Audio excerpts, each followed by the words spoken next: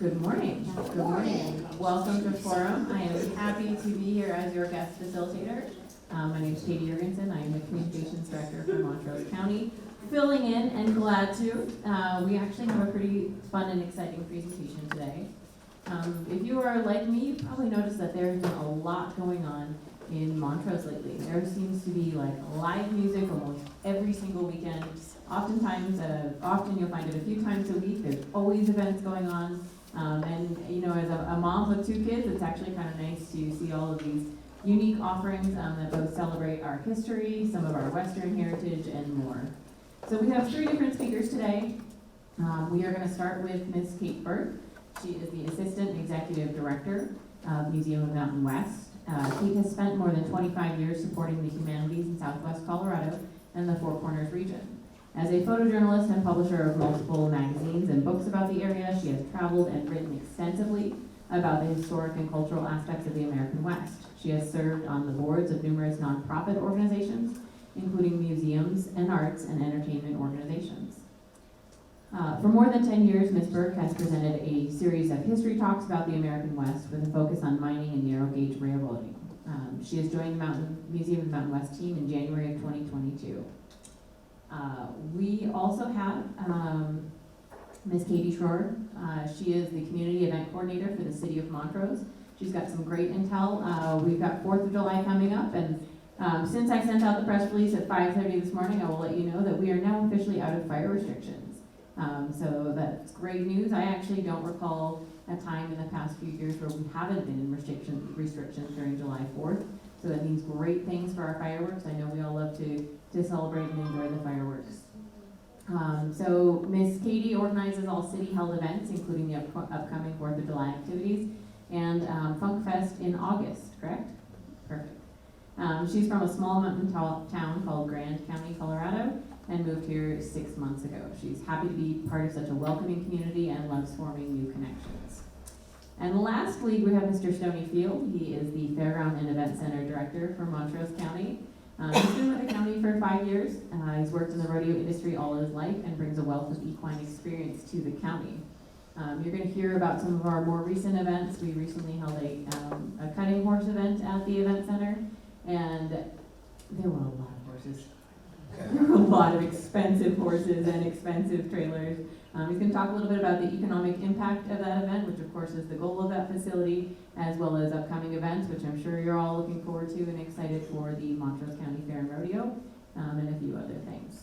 So without further ado, we are going to go in between each facilitator speaker, and then we'll take questions at the end, and we will start with Ms. Kate Burke. Thank you.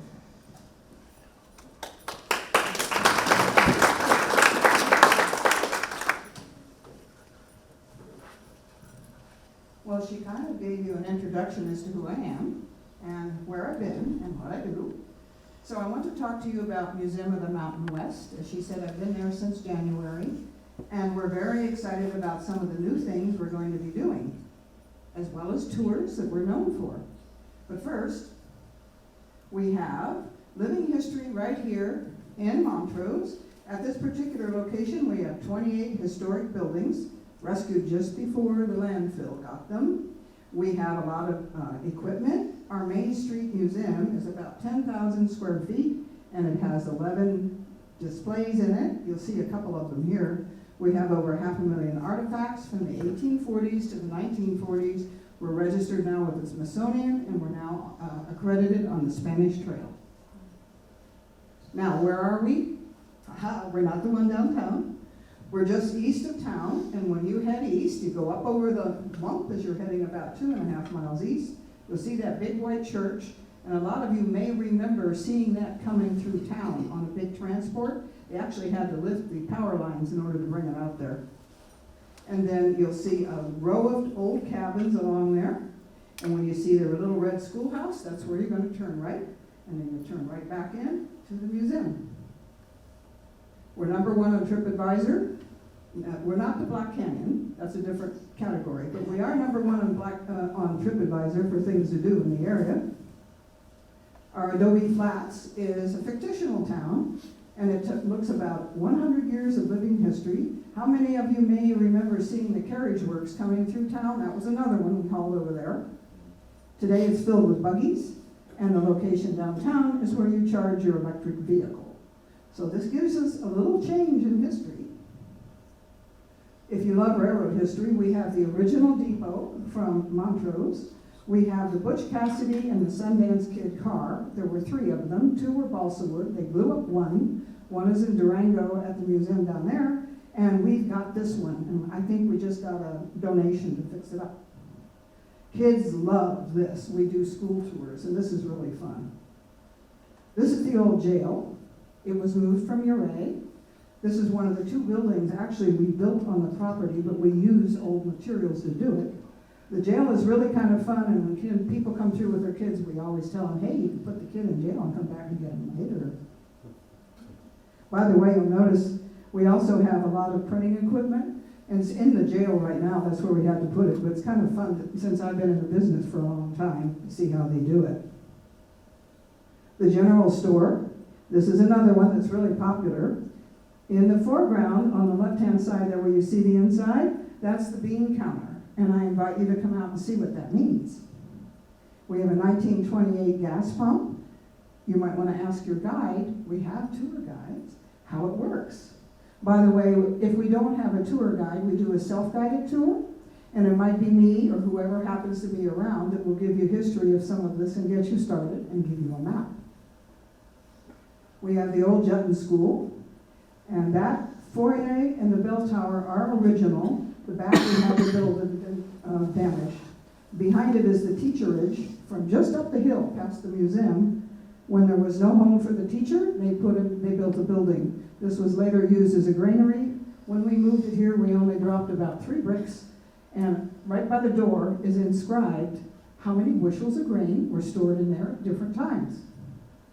We also want to teach history to kids, so one of our favorite teachers, Ann Hockenberry, who we've worked with at different locations, is teaching a class on the school. I will tell you about the history of the school, and then Ann will spend an hour and 15 to an hour and 30 minutes with kids of under driving age, and they will be able to paint a painting and take it home with them, and if the parents like, we can have a little tour for them.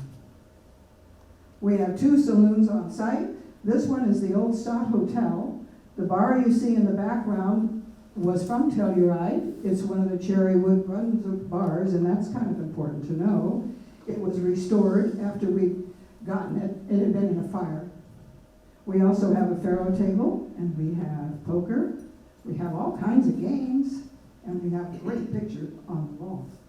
This is the other saloon, the Miners Saloon. The back bar that you see there was laying in the sand in the desert between Ely, Nevada and Salt Lake City on the old Pony Express day. And when Rich saw it, Rich Fike is our founder, he brought it back, restored it, built the back bar to go with it, and then finished us out with lots of games, mechanical music devices. They do work, they're loud, but they work, and the various gaming devices. We have this is now in the main museum, the 10,000 square foot horsepower museum. That's a dental office, and over there is a post office that he rescued from the river. This is the old Olathe drugstore. It's pretty intact, and it's filled with what was in the old drugstore. You might want to ask about the collections of bitters. It has a history. You might want to ask about the bottle that claims to save you from a 100-foot tapeworm in your head. That's what they tell you. Remember the old medicine man? We got him there. This is before the FDA, when you had to label everything with the Food and Drug Act. Now we have things from after that as well. We have the guided tours, as I mentioned. We do school groups throughout the winter and the school year, 4th and 6th graders. We have guided tours, non-guided tours. This is one of our latest tour guides, Cully, there on the right. Most of our tour guides are also board members. But there's so much more. We're not just a museum. Now we're doing a lot of different kinds of events. We have a new facade, thanks to the City of Montrose and a DART grant. So we're having fundraisers because it's a matching funds grant, and we're hoping you'll all show up and help us match our funds. We have a new gift shop, a new tool shed, and our visitation, we were just visiting with Katie about this, we're up to about 40 people a day, 50 people a day, which is pretty good, and a lot of foreign tourists. So, you're all invited, and I have invitations here for the grand opening, Saturday, July the 2nd, from 6 to 8 p.m. Our guest artist is Susan Sandberg Humphrey, and she's a third generation rancher. So this is kind of tying into what's going on at the fair. We're starting our Farm and Ranch Heritage Month. Then on July the 15th and 16th, we have our big fundraiser. It's 2 days with a petting zoo, pony rides, an art show, things for the kids. Look at the list. And we have 2 cash bars for that one, and Ghost River Band will be playing from 2 to 5 on Saturday. So we have a lot of parking. And then in August, we have an art show with Sherry Eisgreen about living in the West. And we have our Western Movies Tribute, which we have done before, but it's been about 7 years since we did one. So we're working on that. We need more vendors. We're looking for vendors for these. So what's to do in Montrose? I suggest it's visit the Museum of the Mountain West, where we have things going on in July and August, and in September, we're working with the Fort Uncompahgre and Ute Museum to celebrate the Spanish Trail. If you have any questions, I can answer them.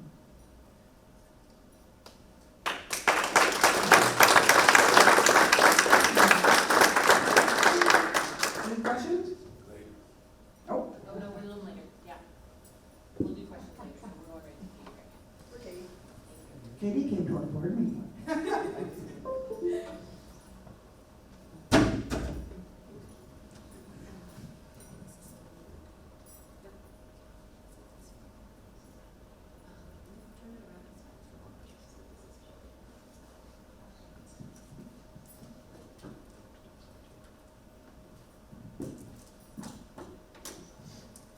Well, thank you everybody for having me be a part of the forum today. I'm very happy to be here.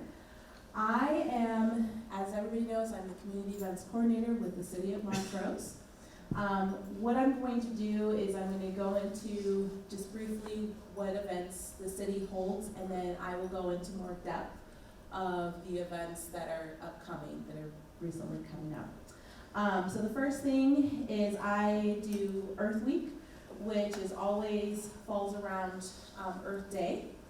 And it's a week of just activities and promotional things around the community that advertise how we can be cleaner to the community.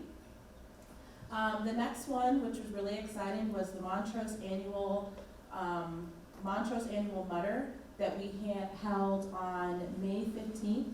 It was a great success for the city.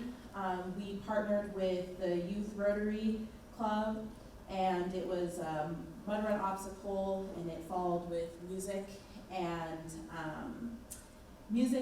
food vendors and drinks.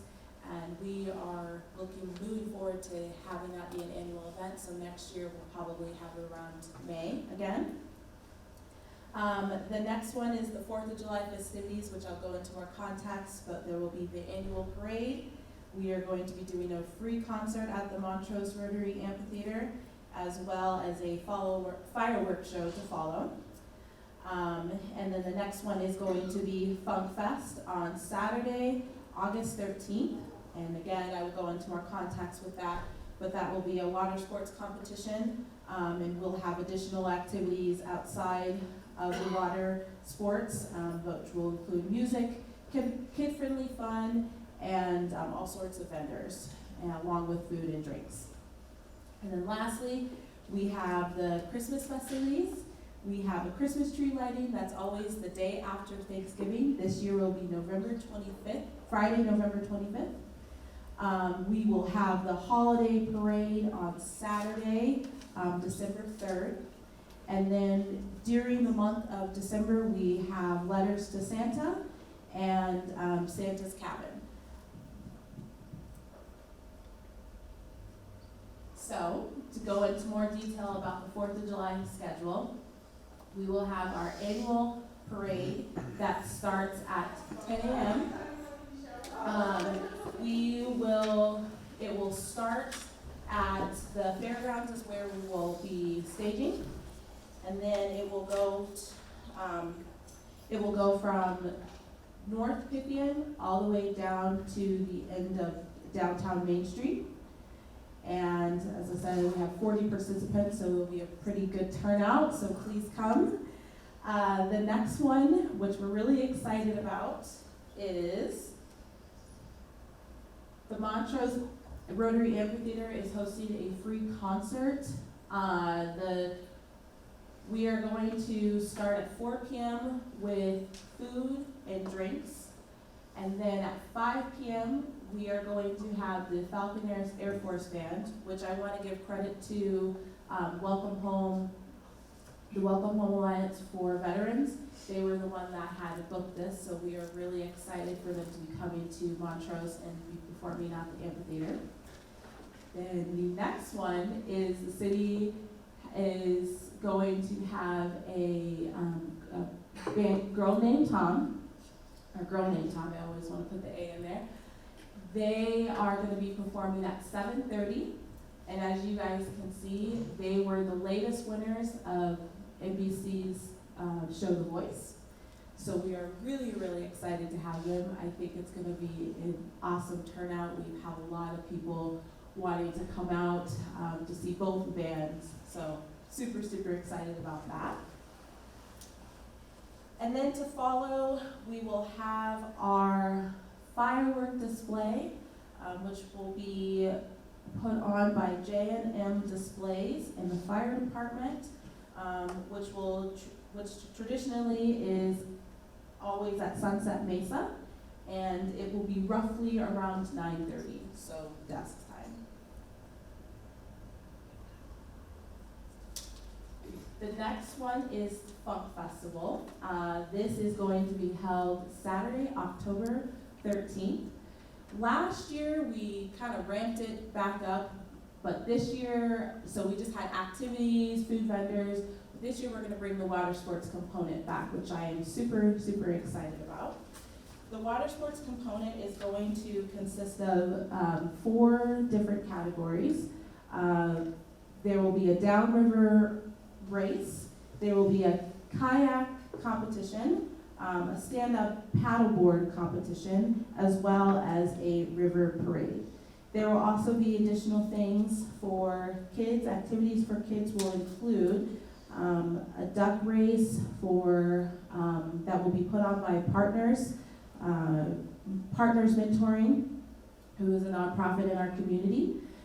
We will also have a play area, which will have a bouncy house and just fun little activities to do that will be put on by the rec district.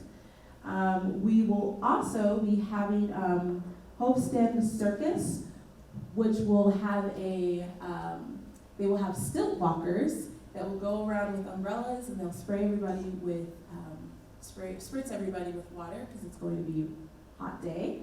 And we'll also have all sorts of vendors that can participate, as well as a beer and food garden. So we're really excited to get this ramped up again this year. How to become a vendor at Func Fest? You will go to www.visitmontrose/events/fun on the Progre.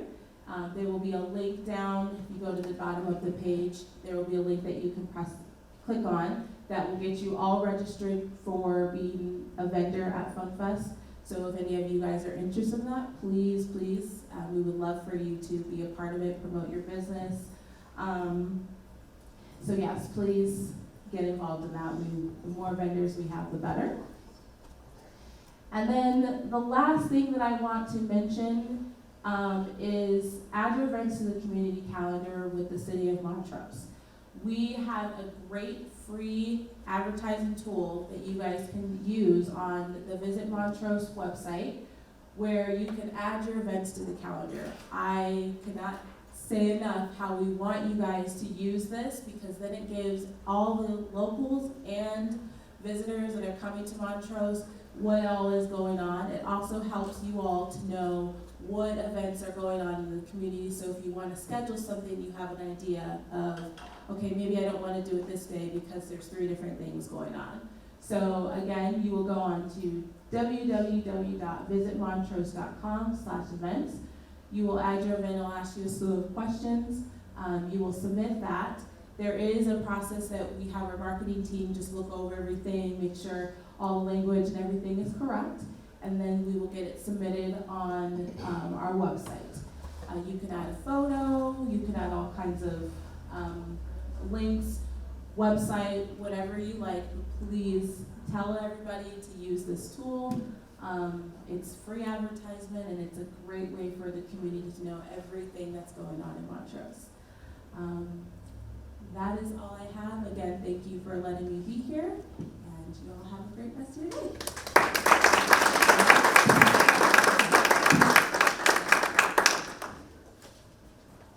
I have a question, quick Yes. question. Oh, wait, we'll have questions How at do the you end. find out information about when there's a concert Oh. or Centennial? I'm so sorry. We're going to do questions at the end, please. We just have Oh, I'm one more sorry. presenter. Thank you. Okay.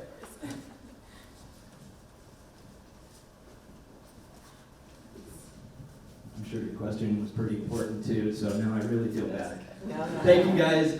See some familiar faces. I hope you guys understand what I'm about to say. I'm not going to have a whole lot of visuals, so I'm going to just throw a bunch of stuff at you. But thank you again for showing up here. I'm Stoney Field, Fairgrounds Director. If any of you guys have been by the event center in the last about 5 or 6 weeks, you've noticed that we've had a few things going on. I want to present to you the idea that the American Quarter Horse Association gives a formula that says, here's how to attract direct impact in your community. I'm not super comfortable with it because what they say is that for every horse that's on your grounds, equates to 3 people. So you take every horse on grounds times 3 people. Then you take the number of days that those folks are in town times $150. We had just shy of 1,000 horses on grounds since May. When you take that number, because there was 34 event days, it comes up with a number that's about $9 million. Not comfortable telling you that we stuck $9 million into Montrose in the last few months. So what I did was took all of my experience, took the experience that we had during these events, and realized one person's going to bring in 1 horse, and they're going to bring their husband or wife or a few family members. There's going to be a trainer that comes in with 10 horses and has 2 helpers. So when we look across the board, I don't feel like those numbers are perfect that I would be willing to stand on. If we took 1 person per horse, we're talking about $4.5 million in direct impact. I took and broke that down to a quarter of a person per horse that's been on grounds in Montrose County over 34 events, and that's still $1.3 million in direct impact to this community. I have a small anecdote. Last year during our barrel race, Murdoch's had an $85,000 Saturday. They were up $10,000 a day this year over what they did last year. So I took some of these numbers and went to the city earlier this year and said, how can we partner in making our town feel like everyone is welcome when they come to town? So I hope some of you noticed that we had the banner over Main Street. Thank you to the city and the OBT, DART. They've all come to the table. We've figured out a really great partnership. They're in for the long haul. So come at Fair, you'll see that banner again. Again in September and October, we have 2 championship rodeos. We have the Mountain States Ranch Rodeo, which is their state championship. Then we also have the Colorado Pro Rodeo Association, their finals or their championship. This will be the 3rd year we help them. Unfortunately, we know that there was 1 year in that mix that we didn't get to do a whole lot of stuff out at the fairgrounds. So this is their 3rd year in town. They're super excited to be here. We're super excited to have that connection with the city. The city has given placards that go into the business windows that say the same thing, welcome cowboys and cowgirls. A lot of the businesses are coming in and participating and understanding they may have to adjust their inventories, they may have to adjust their teams to accommodate the amount of people we have coming. These folks are coming from Washington State, Texas, Florida. I mean, they're literally here in our town spending their dollars for a minimum. The shortest equine event I've had this year was 3 days. We had a barrel race that was 10 days. The cutting horse group that Katie mentioned to you was here for 6 event days. And if you went by there were $500,000 motorhomes by the dozens. There were horse trailers. I counted 15 horse trailers that carry 8 horses apiece. Anybody want to drive that around town? There was one that held 12. So you can understand that our excitement, unfortunately my team's excitement isn't quite at my level because they're working their butts off and have been for 6 straight weeks. But the idea is we're bringing the folks that appreciate our facility, that appreciate our community, and are willing to spend their dollars here. We have the Cutting Horse event. Will be here 3 times this year. They came in April, they were here again in June, and they'll be here in October. When they got here on Tuesday of this week, they said to me, hey, can we look at the calendar? We'd like to do 7 events with you next year. They had not even started their 2nd event, and they want to do 7 events here next year. Our calendar's going to be super full, and my team's, I'm going to have to give them some days off here and there, or buy them donuts or something, because to do 7 of the events that we just did this last weekend, it is going to be trying. We've averaged over the last 3 weeks 250 horses on grounds each event, which sounds like a lot, but the reality is I've only got 196 permanent stalls. So we have to build pen stalls within the sale barn that we have next door, within the beef barn, to just try and accommodate these residual numbers that we're having. In all honesty, that 300 number is probably a maximum for any of these events. Otherwise, they're going till midnight or 1 o'clock in the morning. They just don't have the logistics to do that. We're trying to get to a place where that 260 to 280 number is about what's going to work the best for us. So I guess the most important thing for me is I want to express my gratitude to the city for seeing what we're trying to accomplish and seeing what we're doing down there.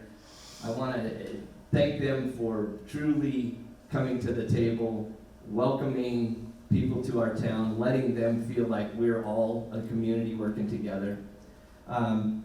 The fair's coming up. Do we bring a bunch of people from out of town to the fair? Not really. But what we do is we bring the community to the fair. This year we're going to do community night again. I don't know if you've all been fair goers, but it maybe missed community night. This year our community night is going to be quite a bit different. If any of you have been here long enough to remember Maine in Motion, that's the best way for me to describe it. We're going to have food trucks. We're going to have informational booths. I actually got to talk to Kate, and they're going to have a booth down there. We're going to have a car show from Black Canyon Car Club that's going to be smaller than their normal ones, but we'll have the PD, we'll have the Sheriff Department, the Fire Department. We're looking at Cop Mobile. We're looking at a lot of these community groups to come together and make it a true community night. We'll be able to have folks come down. We'll end up with one of the more popular events that goes on is the kiddie tractor pull, so we're going to have that outdoors this year. And we have moved. I need to backtrack a little bit. For those of you that don't understand, the Fair Board had a complete change this year. So we have a brand new Fair Board. Initially they were at 12 members, they're down to 9, and that's in the policies right now, so 9 is that maximum number. They all had their very first Fair Board meeting the 3rd week of December. So you can understand the stresses that a brand new group has, realizing that they're only about 6.5 months out from the event. Tremendous group. Everyone on that group is super professional. They're very energetic. It's probably the best Fair Board that I've seen since I've been here, bar none. So these folks are doing a lot of work in the background that none of us see to make sure that we have a great fair this year. That's going to be from July 22nd through the 26th, through the 30th. We have a standalone bull riding on that Friday night of the 29th. On the 30th is our Cpra Rodeo. The Cpra Rodeo in the last 5 years has increased in attendance every single year. Last year, personally, I unfortunately had to be outside the gate and turn 200 people away at 7:30. The event started at 7. So you can see that our response from the community is intense. We always try and figure out how are we going to seat more people at the outdoor arena. Plenty of folks like to come and stand and get there early. So we've held a really high regard for the Cpra because they've supported us, but in turn we've also become one of the elite rodeos in that group. And that's why they decided, hey, let's take a chance on Montrose and bring our finals. And we have sold out their finals, which is the only time in their 40-year history that they've ever sold out their finals. So we're looking forward to another great year with that. As I mentioned, the cutting horse group is coming again. We have national team roping, which is one of the elite team roping groups in the nation. We have a gypsy horse show that's coming in on Labor Day, and for those of you folks that have seen those horses, they're awesome. They have a lot of the fur on the feet, long manes, long tails, and they do a gamut of things from pulling sleds to different type of horse events. It's really optically one of the coolest ones that we have. It's a completely different group from the others that we have because they're not Western necessarily oriented. These horses all come from the Gypsies, and they originally pulled the caravans. So that's where that breed has come from. They moved it to America, and now we're one of the elite places for them to come. We also, for the first time since I've been here, and I think in a long time, we're going to have a hunter jumper or English horse group that's coming in September to have their very first competition here. The group has started in this, actually it's this spring. They created an association, wanted to try and have an event, so that's going to be another very diverse equine event that's, again, going to bring more money to our community. I don't know if any of you are equine folks or you have any interest in it, but check out MontroseCountyEventCenter.com. Our calendar is right there. There's a list of all of these, and just, if nothing more than curiosity, come down and see the expertise that some of these people have and some of the horse flesh. Katie alluded to it. Some of the horses that we had at this cutting horse event started $250,000. If any of you are Yellowstone fans, and I don't know any of you are, you'll have seen the cutting horses and those type of events that are shown throughout that series. It's real. $5 million for a horse is real. They're not using creative license on these prices. Taylor Sheridan owns his own cutting horse group. He bought Metallic Cat, so those of you who are familiar, he paid for that. He also just recently bought the Four Sixes Ranch for $320 million. That's 266,000 acres. He's committed. We're kind of trying to talk him into coming to Montrose one day and saying, hey, how about you see what we have to offer here in Montrose? But folks, I just want to take a few minutes of your time, give you an idea of what you're seeing down there when you drive by and you see all these horses and trailers, what they're doing. They're literally calling their friends. The cutting horse group had 88 horses on grounds in April, and by the Saturday of that event, they'd already had 240 reservations for June. You could hear people calling their friends saying, no, you need to come to Montrose. This is a phenomenal facility. It's a great community. So that's what we're living on at this point, is word of mouth from these elite groups, and they've done nothing more than be committed to us. As I said, from 3 events, you hadn't even had your second, they're already looking at 7. I don't know if we can make it 8. They want 8. I'm kind of sticking on that 7 number until I can kind of see where we are, as far as we don't want to push anyone else out. I hope I haven't taken up too much of your time. Thank you very much. You're always welcome to come check out the fair. Montrose County Fairandrodeo.com has our full schedule, has our normal events with the kids shows. We also have the open show we moved last year from the old Friendship Hall over to the event center, so that we have a little more comfort in the quilts being hung and all of those displays. please come on down and visit us, and once again, thanks for your time.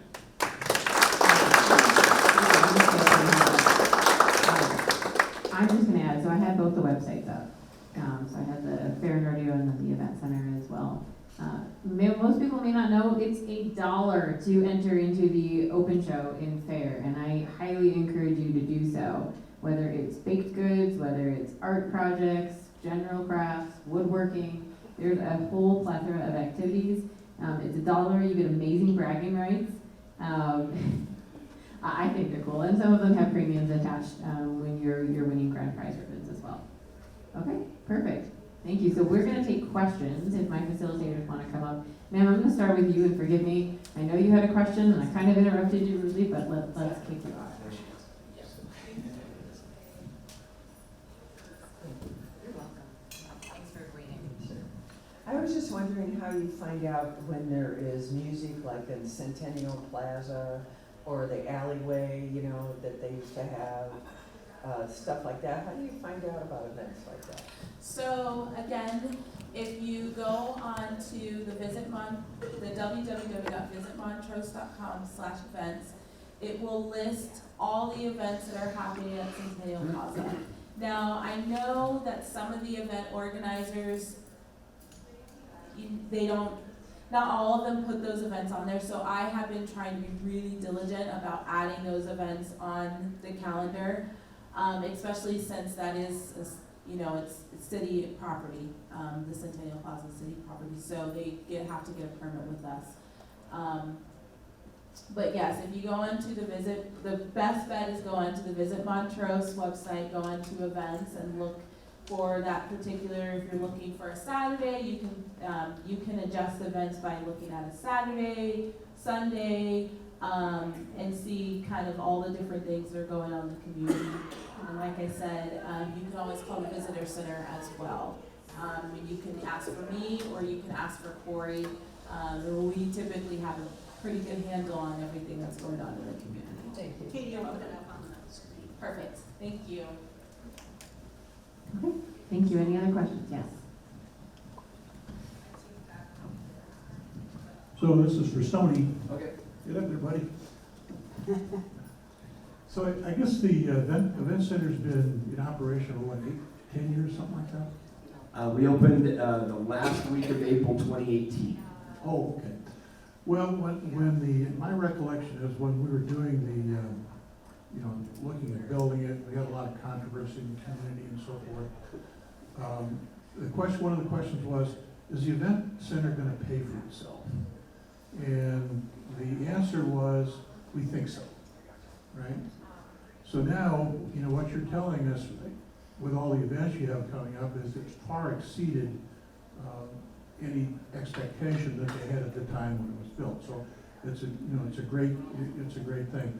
I have two questions for you. One is, why is that? Why is Montrose more desirable than another event center? And the other one is you have all these people coming in, parking their vehicles and everything else. Is there any kind of a free shuttle to take them from the event center down to where they can spend money?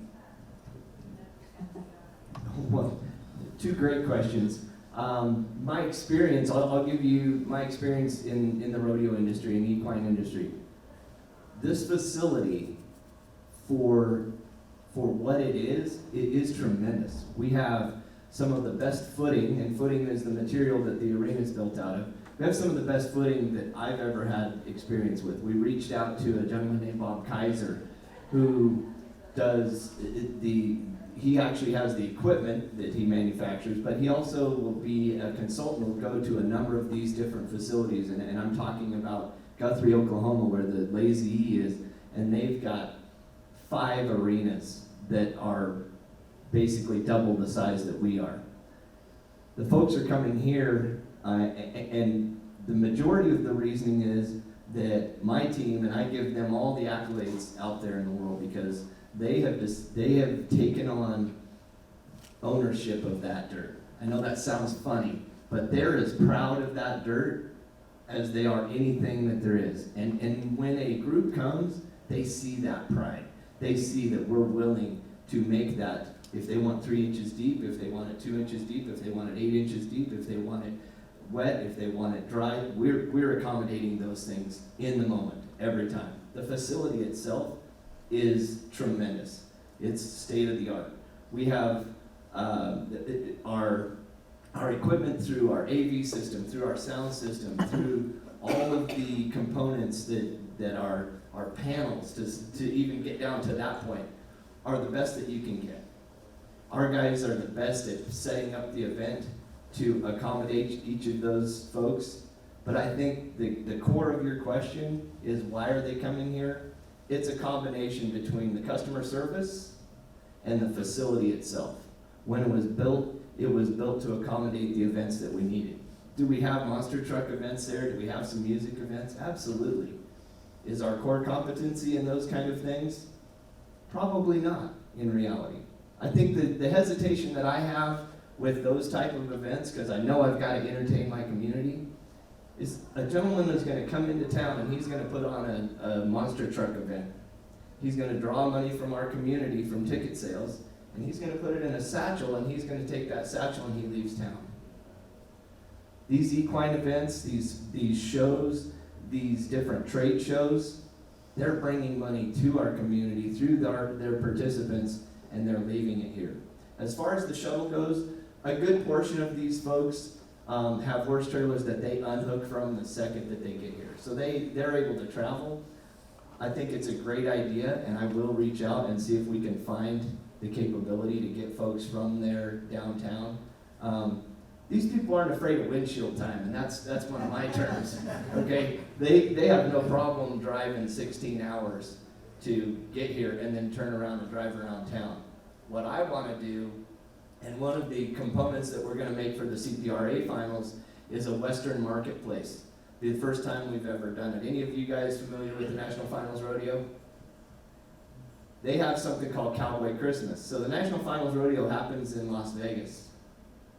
There's 6 different trade shows that sell all the goods you can imagine, all Western. I mean, and I'm talking about 150,000 square foot apiece. Most of the people go there, go to watch the rodeo one night, and they go to shop for the rest of the time that they're there.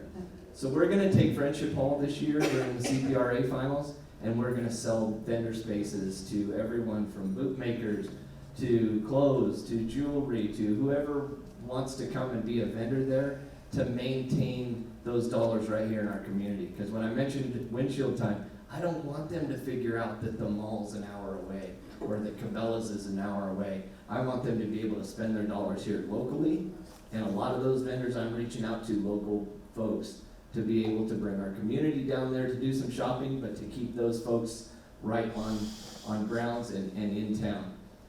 As far as the shuttle, I have no problem looking into seeing if we can accommodate some folks that way, because yes, I think that's a great idea.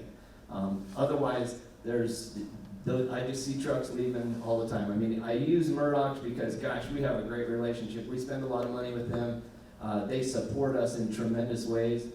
But Melanie, who's the manager down there, says, I can tell you when the event starts. I can tell you when they take a break. I can tell you when it ends, because her traffic flow in that front door goes from, hey, Joe, hey, Susie, hey, normal people that she sees, to an influx of folks she's never seen in her life.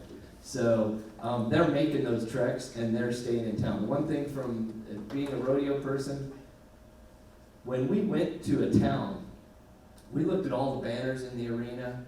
Hey, where do I eat? Oh, there's that banner. We always supported the people who supported us getting there. So all of those sponsors were the ones who we went to. We supported the town for actually having the rodeo. The Western folks and the people who are in the equine industry support the people who help them get there. So when they come to a community, they want to spend their dollars there. They want to go have a great steak. They want to go find a pair of jeans from somewhere. They want to be downtown. That was one of the conversations I had with Kendall at DART. So these folks are going to be in town, and they're going to want to spend their dollars. Let's get them on Main Street. Let's get them to all of our businesses locally. And I know that the impact, I mean, I have a really good friend who has a restaurant and tavern in town, and he calls me all the time. hey, I guess my banner's working. He says, there's nothing but cowboy hats in my building tonight, and I can't fit anybody else in here. So those are light anecdotes. I don't have the metrics literally to sit down, and we don't have the staff. One of the conversations I've had with the folks at the city is maybe we try and co-op to find out whether it's through a part-time employee, but let's put those numbers together in the next 12 to 18 months and see in May to certain businesses, where was your spike? Did that correlate with an event in the event center or at the fairgrounds?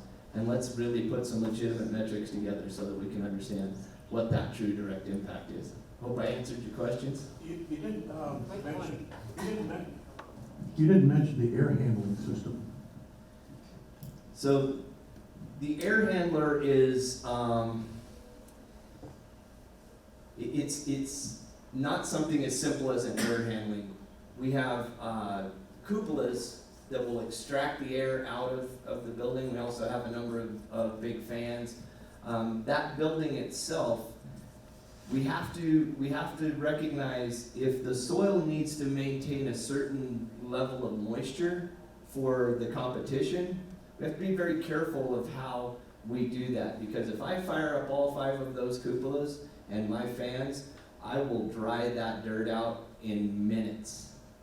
So we have to find a happy medium on a case-by-case basis of, is it temperate in the building for the folks that are in there? Is it conducive to the material that they need for their competition to not only be safe, but for them to be efficient and have the highest performance that they're trying to accomplish? So the air handling is literally a case-by-case basis. The monster trucks come in. I truly need to kick all of my vents open, let the door up about 3 or 4 feet, because that CO is something that we obviously want out as quickly as possible. We have the heat in there to be able to accommodate the difference in moving that much air through to maintain a good temperate situation for all of our spectators. So, I mean, it's not something that I know that we'll just go in there and set it for this and everything will be fine. We're truly accommodating and regulating all of that as the day goes, and through whatever the ambient temperature is outside or whatever our weather is outside, we're trying to accommodate that difference to make everybody as happy as we possibly can. Okay, thank you. Any other questions? I have a quick question. Yes, ma'am.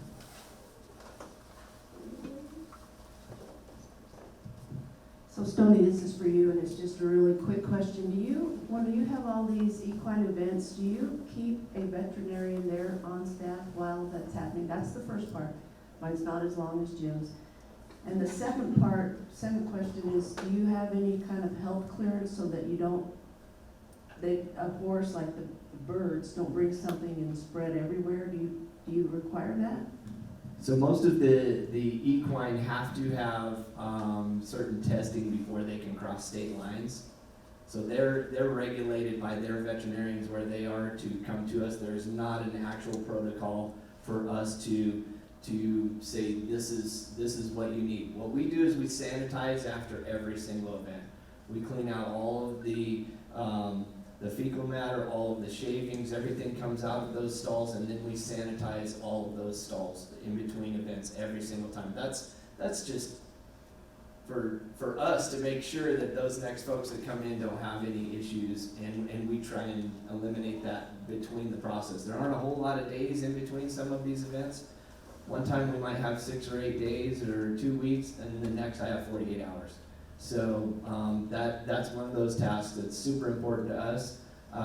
As far as veterinarians, we don't require that, but 99% of the sanctioning bodies who handle these events will require a veterinarian to be on site. That is the promoter's responsibility to accommodate that veterinarian. A lot of times they're using locals. They'll ask us, we'll give them a list of veterinarians and let them negotiate out how that's going to work.